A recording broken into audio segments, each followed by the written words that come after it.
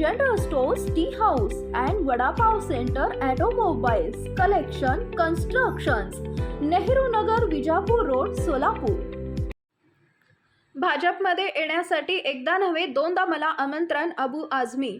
भाजपाने त्यांच्यासोबत येण्याचे एकदा नव्हे दोनदा मला आमंत्रण दिलं. मात्र ते जेव्हा आमच्या अटी शर्ती मान्य करतील तेव्हाच त्यांच्यासोबत जाण्याचा विचार करता येईल. मात्र त्यांना सर्वात आधी महात्मा गांधींबद्दल चुकीचे बोलणे, त्यांच्या खुण्याचे कौतुक करणं बंद करावं. त्यांच्या स्मारकामध्ये एकही मंत्री मुस्लिम नाही. मुस्लिमांनाही त्यांचा हिस्सा मिळायला हवा. त्यांनाही आपला परिवार म्हणून अटी शर्ती मांडल्या तरच सोबत जाण्याचा प्रस्तावावर विचार केला जाईल. ऑन लोकसभा जागा वाटप. समाजवादी पार्टीसाठी सद्यस्थितीत राज्यातील वातावरण चांगलं आहे. त्या दृष्टीने आम्ही लोकसभा निवडणूक लढवण्याचा विचार करत आहोत. ऑन राम मंदिर. अयोध्यामध्ये जय राम मंदिर बनलं आहे ते संविधानाच्या विरुद्ध बनलंय. मात्र ठरल्याप्रमाणे मुस्लिम समाज बांधवांनी कोर्टाचा निर्णय मान्य करून घेतला. राम मंदिरावर काँग्रेस आणि भाजप या दोघांमध्ये श्रेयवादाची लढाई सुरू आहे. मात्र मंदिर असेल, देव असेल, धर्म असेल अशा गोष्टी या राजकारणात आणू नये आणि याच राम मंदिरला पुढे करून आता भाजप मत मागणार आहे आणि हे बिलकुल चुकीचं आहे. उत्तर पूर्व मुंबई आणि धुळे आणि मालेगाव या ठिकाणच्या जागा लढवण्याच्या विचारात आहे. चांगला उमेदवार मिळाला त्याला मी नक्कीच संदर्भात विचार करू, त्याबाबत बोलणी सुरू आहे.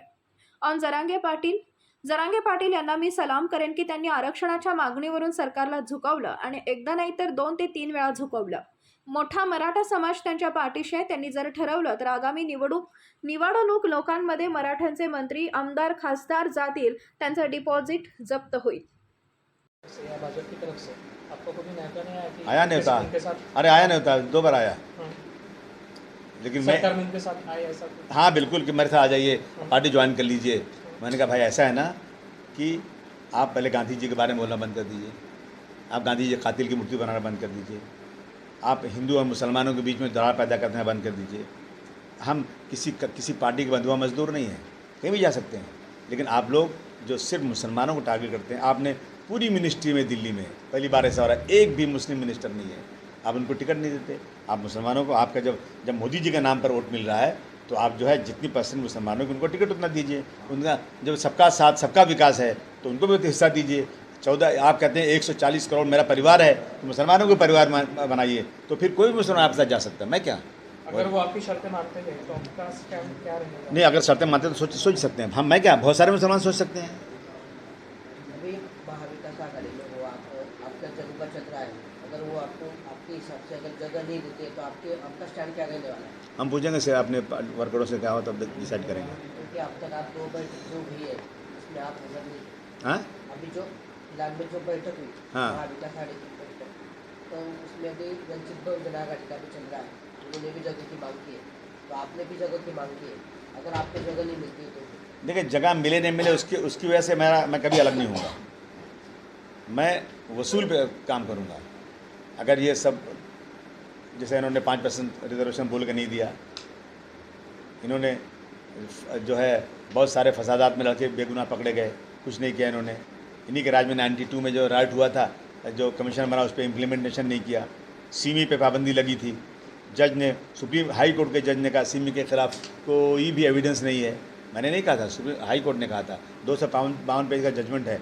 कांग्रेस पार्टी ने जाकर सुप्रीम कोर्ट में स्टे ले लिया और आज तक पड़ा हुआ है. मेरा कहना है कि कांग्रेस पार्टी भी अपनी मनमानी जो करेगी तो फिर सोचना पड़ेगा. पार्टी चाहती है इसलिए, और जिसने फैसला दिया ना वो जाकर राज्यसभा बैठ गया. मैं उनको कहना चाहता हूँ कि आप हिस्ट्री में लिखा जाएगा कि आप जो सुप्रीम कोर्ट के चीफ जस्टिस थे. मैं तो बड़ा छोटा आदमी हूँ. मैं अल्लाह की कसम खा के बोलता हूँ, मुझे मेरी पार्टी कहती है राज्यसभा जाओ, मैं कहता हूँ नहीं जाऊँगा, मैं महाराष्ट्र में रहूँगा. और आप इतने बड़े आदमी हो गए, आपने जो है सिर्फ राज्यसभा मिलने की वजह के लिए आप ये सब ऐसे कदम उठाया आपने. आप जो है कि मेजॉरिटी का फैसला, अरे फैसला तो मेजॉरिटी एक तरफ हो लेकिन एक गरीब आदमी एक तरफ हो और उसका धर्म कुछ भी हो, लेकिन वो सच्चा हो तो उसके फैसला होता है. ये चीज़ें लेकर हम लोगों को जगाने आए हैं, लोगों को बताने आए हैं कि आपकी बार जो इलेक्शन आएगा आप सब लोग ऐसे लोगों को वोट दीजिएगा जो लोग जो हैं इस देश के संविधान का सम्मान करते हैं, जो लोग देश के अंदर गंगा जमुनी तहजीब लाना चाहते हैं, जो लोग देश के आखिरी आदमी के चेहरे पर मुस्कान लाना चाहते हैं, जो अमीरों को नहीं गरीबों को गरीबी दूर करना चाहते हैं. एक तरफ गरीब बेचारा मर रहा है और दूसरी तरफ आप जो है बड़े बड़े अमीरों को जो है आप बड़ा बड़ा दे रहे हो। अभी मुझे कोई बोला कि 300 करोड़ 300 एकड़ में शायद, कहाँ गए वो अपना क्या नाम है उनका, फहद, 300 एकड़ में हमारे जो हैं यार 300 एकड़ में एक जू बनाया प्राइवेट, आनंदमय। कितने में? 300 एकड़ में। जिस देश में लोगों को खाने का न हो, उस देश में आप गरीबों का मजाक उड़ा रहे हैं। 300 एकड़ में बनाने से क्या मतलब है? आप 300 एकड़ में बना देते कि 300 एकड़ में हम जितने भूखे गरीब जो है बेचारे यतीम हैं उन सबको खाना खिलाएंगे, तो हम भी उनको सल्यूट करते जाके खड़े रहते। आप जानवर को तो पाल के वहाँ प्राइवेट जानवर पाल भी नहीं सकते आप।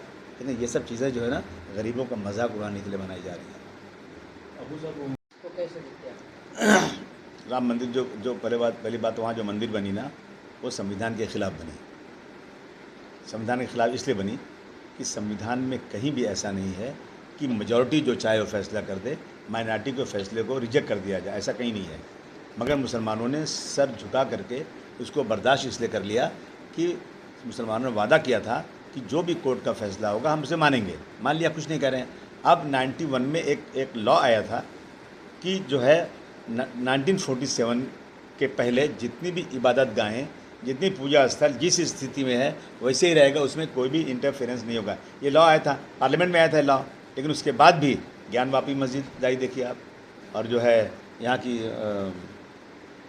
मथुरा की जो है जो ईदगाह है उसके ऊपर फिर आगे और फिर आगे और फिर आगे और फिर हम कोर्ट जाएंगे तो कोर्ट कहेगा कि मेजॉरिटी पे फैसला होगा, तो फिर हम कहाँ जाए, माइनॉरिटी कहाँ जाएगी?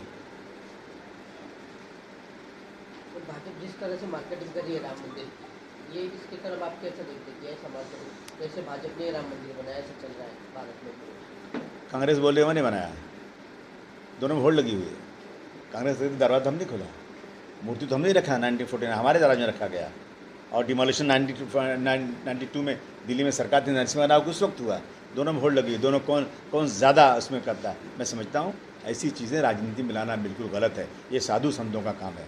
और मैं समझता हूँ कि राम भी कोई ऐसी जगह को बर्दाश्त नहीं करेंगे जहाँ पर दो समूह को झगड़ा करे कोई चीज़ बनाई जाए। अब बन गई तो ठीक है ना, अब उसको दिखाकर वोटिंग लेंगे, मैं समझता हूँ ये बिल्कुल गलत है। आपको वोटिंग लेना चाहिए समाज के दबे कुचलों को। देश में किसानों को लेकर के मैंने कितना डेवलपमेंट किया। झूठ मूठ का जो है ना रोज़ाना जो इश्तिहार आता है वो झूठा इश्तिहार है, जो पब्लिसिटी होती है टेलीविज़न में, अखबारों में। पार्टी का भी कोशिश कर रहा है, इसको आश्वासन दिया सरकार ने, फिर उन्होंने दोबारा जो आंदोलन शुरू करने की ये की। वो आरक्षण का जो मुद्दा चल रहा है पूरे महाराष्ट्र में, इसको कैसे देखते हैं? काश मैं भी इतने ताकतवर होता तो मेरे साथ पक्षपात नहीं होता, तो मैं भी अपनी जनता को उतार देता। मनोज जारंग की तरह से मैं भी जोरदार से सड़क जाम कर देता। लेकिन अगर मैंने ऐसे किया तो मेरे कितने लड़के शहीद हो जाएंगे, कितने जेल में डाल दिए जाएंगे। वो कत्ल भी करते हैं तो चर्चा नहीं होता, हम आह भी भरते हैं तो हो जाते हैं बदनाम। अगर किसी मराठा समाज के बच्चे को रिक्शे वाले को जैसे मारते तो मैं पुलिस वाले को बोलता कि तब मैं समझता कि तू अपनी माँ बाप का सही औलाद है। लेकिन मुसलमानों को मारा जिसके साथ इंसाफ नहीं हो रहा है। तो मैं समझता हूँ कि जारंगे साहब ने अपनी ताकत दिखाया, मैं सल्यूट करता हूँ उनको। सरकार को झुकाया और जो है बार बार सरकार को झुका रहे हैं, क्योंकि उनका समाज उनके साथ है। और जो बहुसंख्यक है उसमें मराठा समाज के बहुत सारे MLAs, बहुत सारे मिनिस्टर मराठा समाज के हैं। अगर इन्होंने इसका अपोज कर दिया ना तो सब की ज़मानत जब्त हो जाएगी। ये देखिए ऐसा है ना कि हम वोट कटुआ नहीं बनेंगे। पहली बात है, हम भ्रमण कर रहे हैं, घूम रहे हैं, देख रहे हैं कि हम लोग कितनी सीटों पर लड़ सकते हैं। हमने 2 सीट की बात किया था उनसे, अभी तक हमारा फाइनल नहीं हुआ। हम मीटिंग में गए भी नहीं 2 बार से। हमारा उत्तर प्रदेश में 17 सीटों पर कांग्रेस के साथ अलायंस हो गया। महाराष्ट्र में अभी बाकी है। हमें लगता है कि हमारे पास अच्छा उम्मीदवार है, तो हम 1 सीट मांगेंगे मालेगांव धुलिया की, 1 सीट बम्बई की, नॉर्थ ईस्ट की सीट। हमारी बात चल रही है, अभी हमने फाइनल नहीं किया। जलगांव से कोई चेहरा? जलगांव का चेहरा पार्लियामेंट के लिए नहीं, मेरे पास कोई चेहरा नहीं है। कोई आए तो देखूँ मैं, हैं आमदा तो लड़ाऊंगा ना। Paras mobile accessories and electronics, mobile व TV रिपेरी, मोबाईल व सर्व डिश रिचार्ज। आमचा पत्ता 34/2/39 70 foot road, new Pachhapeth, Solapur. Mobile number 77 44 99 66 58 आणि 95 45 46 84 73.